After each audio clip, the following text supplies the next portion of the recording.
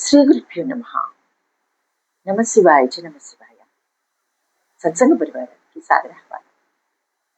జగద్గురు శ్రీ శ్రీ ఆదిశంకరాచార్య విరచిత శివానంద లహరి స్తోత్రంలోని 7వ శ్లోకాన్ని సూక్ష్మంగా తెలుసుకునే ప్రయత్నం చేద్దాం. గం గణపతి నమః. మనస్సే పాదాబ్జే నివసతు వచస్తోత్తర ఫణితో కరః చాబ్జచ్ఛాయాం శ్రుతిరపి కథా కర్ణన విధౌ తవధ్యానే బుద్ధిర్నయన యుగళం మూర్తి విభవే పరగ్రంథాన్ కైర్వా పరమశివజానే పరమతః పరగ్రంథై కిం వా పరమశివజానే పరమతః. నమ శివాయ చ నమ శివాయ. మానవ ఇంద్రియములు అన్నియు శివ కైంకర్య ఆసక్తికి ఉపయోగించమని ఆచార్యులు వారు ఈ శ్లోకం ద్వారా తెలియజేస్తున్నారు.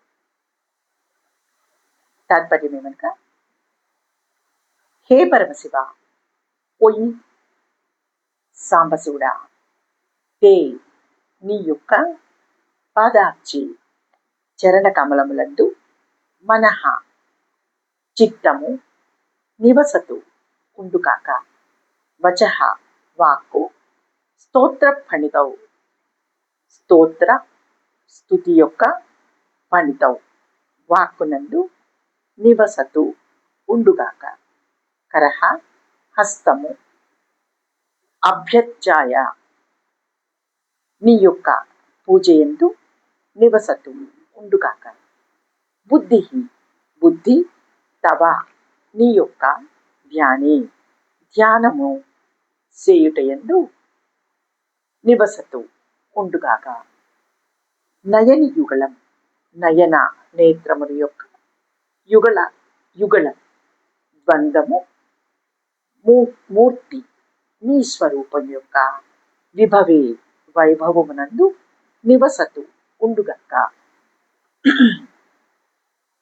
అతః పరం ఇక మీద కైర్వా ఏ ఇంద్రియముల చేత పరగ్రంథాన్ నీ కైంకర్యమునకు వ్యతిరిక్తములైన జానే తెలుసుకుందుము.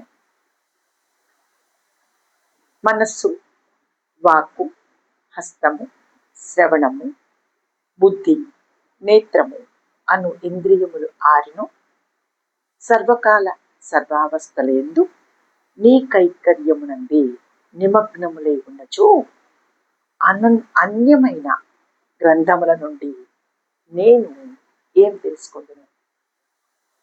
పరమశివ, పరమేశ్వర, నా మనస్సు నీ పాదపద్మముల యందున్నను, వాక్కు నీ స్తోత్ర పారాయణమునందును, చేతులు నిన్ను పూజించుట యందును, చెవులు నీ కథలను వినుట యందును, బుద్ధి నిన్ను ధ్యానించుట యందును, కన్నులు నీ దివ్య మంగళ విగ్రహ వైభవమును దర్శించుట యందును నిష్ట కలిగి ఉండుగాక. ఇంతకంటే వేరుగా అన్యమైన లేదా ఉత్తమమైన గ్రంథముల చేత లేదా శాస్త్రముల చేత నేను ఏమి తెలుసుకుందును అనగా, వాని చేత నేను సాధింపవలసినది ఏమి ఉంటును? పరమశివ, జ్ఞానస్వరూప, నా మనస్సు ఒక తుమ్మెద అయి నీ పాదపద్మంపై వ్రాలి కర్ణికపై నిలిచి భక్తి మకరందాన్ని పానం చేస్తూ ఉండాలి. వాత్సల్యమూర్తి, నా వాక్కులు సుధాధారలై మధుర భావాల జాడులో ప్రవహించి నీ పవిత్ర స్తోత్ర సముద్రంలో లీనమై చరితార్థాలు కావాలి. మహేశ్వర్యప్రద, నా హస్తపద్మాలు నీ సమస్త ఉపచారాలతో పరిమళించి బాగుగా వికసించాలి. నాగేంద్ర భూషణ, నా కర్ణపుటాలు నానా మహిమాన్వితులైన నీ కథామృత ఫలాలు నిండుగా పట్టుకుని నిరంతరం ప్రకాశిస్తూ ఉండాలి. మహాదేవ, నా మనస్సు సహస్రార బిందంలో సాంబమూర్తివై వెలుగొంది నిన్ను ధ్యానిస్తూ ఉండాలి. నా కన్నులలోని చూపు భ్రూమధ్యంలో నిలిచి నీ అనంత రూప వైభవాన్ని దర్శిస్తూ ఉండాలి. ఇలా నా ఇంద్రియాలు నీ పరిచర్య సౌభాగ్యంలో నిమగ్నమై ఉండేలా దయచూడు స్వామి. సర్వేంద్రియాలు నీకు అర్పణ కావాలి. ఇదే భక్తుని పరమ లక్ష్యం. ప్రహ్లాదుడు ఇదే అంటాడు. కమలాక్షు నర్చించు కరములు కరములు, శ్రీనాథు వర్ణించు జిహ్వ జిహ్వ, సురరక్షకుని చూచు చూడ్కులు చూడ్కులు, శేషసాయికి మృక్కు శిరము శిరము, విష్ణునాకర్ణించు వీణులు వీణులు,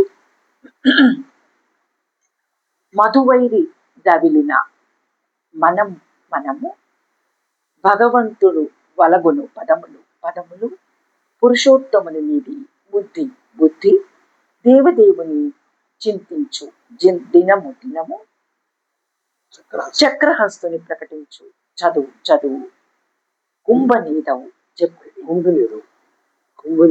కుంభినీదవు చెప్పడి గురుడు గురుడు, తండ్రి హరి చేరుమనియడి తండ్రి తండ్రి, హరి చేరుమనేడి తండ్రి తండ్రి అనియో, చదువులలో మర్మమెల్లా చదివితే తండ్రి అని ప్రహ్లాదుడు అంచు, సకల శాస్త్ర సారం ఇదియే అని నొక్కి వక్కానించెను. పోతన గారు తన పద్యంలో కరములు కరములు, జిహ్వ జిహ్వ, శిరము శిరము, చూడ్కులు చూడ్కులు, వీణులు వీణులు, బుద్ధి బుద్ధి అని ఒకే పదం 2 సార్లు చెప్పినారు. మొదట చెప్పినది శరీరానికి సమకూర్చబడిన ఇంద్రియాలు. రెండవసారి చెప్పింది సార్థకమైన ఇంద్రియ ఉపకరణం అని తెలుసుకోవాలి. సార్థకమైన ఇంద్రియ ఉపకరణం అనగా చూసే కళ్ళు భగవంతుని రూపంపైనే ఉంచటం, చేతుడు భగవత్ పాద పూజకి వినియోగించటం. ఈ దేహము భగవత్ సేవకై అర్పించినచో ఇక మిగిలినది ఏదియూ ఉండదు. తాను నిర్విశేషముగా శేషించునని ఆచార్యులు వారు తెలియజేసినారు. ఆలోచించడానికి మనస్సు ఉంది, కానీ దేనిలో నిమగ్నమై ఆలోచించాలో మనకి తెలియదు. మాట్లాడటానికి నాలుక ఉంది, కానీ దేనిని ఈ నాలుక స్మరిస్తే సార్థకం అవుతుందో తెలియదు. పనులు చేయటానికి చేతులు ఉన్నాయి, కానీ ఏ పని చేస్తే ఈ చేతులకు ముక్తి కలుగుతుందో తెలియదు. వినటానికి చెవులు ఉన్నాయి, కానీ ఏ దివ్యమూర్తి దివ్య కథలు వింటే విలువ పెరుగుతుందో తెలియదు. చూసి తరించటానికి కళ్ళు ఉన్నాయి, కానీ దేన్ని చూడాలో మనకు తెలియదు. దేన్ని ధ్యానం చేస్తే ఈ బుద్ధి పెడద్రోవలు తొక్కకుండా స్థిరత్వం చెందుతుందో తెలిసే జ్ఞానం ఏర్పడాలి. ఆ శంకర భగవత్పాదుల వారు ఈ 6 ఇంద్రియాలకు సార్థకత చేకూరి మనం ధరించటానికి ఈ శ్లోకంలో 6 వ్యాపారాలను చెప్తున్నారు.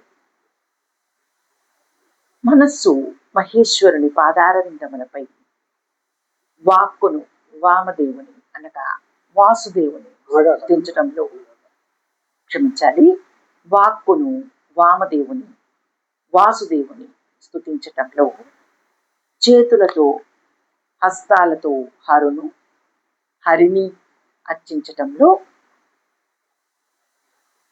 చెవులతో వీణులతో విశ్వేశ్వరుని విష్ణువు లీలలను, కళ్ళతో కామేశ్వరుని కృష్ణుల వారిని దర్శించటంలో, స్థిరంగా బుద్ధిని స్థాణునిపై శేషసాయిపై లగ్నం చేయటంలో నిమగ్నమైతే ఈ 6 ఇంద్రియములు మనల్ని దుష్కర్మలు చేసేందుకు, పెడత్రోవ పట్టించేందుకు అవకాశం ఉండదు. ఈ 6 ఇంద్రియములు మనకు పరమాత్మ ఇచ్చి ఉన్నాడు. పరమాత్మ ఇచ్చిన ఈ 6 ఇంద్రియములు పరమాత్మకు సమర్పణం చేసిన తర్వాత పరమాత్మ సంతోషిస్తాడు కదా.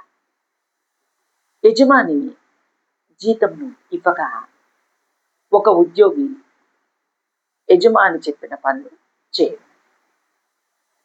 పరమేశ్వరుడు అనే ఈ జీవునికి, దేహమునకు ఉన్న పరమేశ్వరుడు అనే ఈ జీవునికి, దేహమునకు ఉన్న యజమాని ఈ 6 ఇంద్రియములు ఇచ్చి దుష్కర్మల వైపు 6 ఇంద్రియములను మరల్చవద్దు అని చెప్పగా, జీవుడు అట్లే అని యజమాని చెప్పిన శాసనమును పాటించి ఆచరిస్తే పరమేశ్వరుడు యజమాని సంతోషించి ఈ జీవుని తన పాదాలయందు పుష్పమై ఉంచుతాడు. వాగర్ధావివ సంపృక్తౌ వాగర్ధ ప్రతిపత్తయే జగతః పితరౌ వందే పార్వతీ పరమేశ్వరౌ.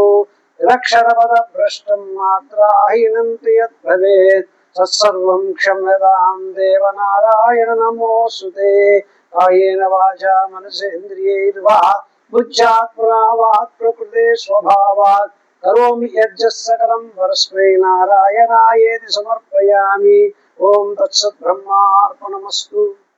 ఇది ఈ శ్లోకం యొక్క సూక్ష్మ వివరణ.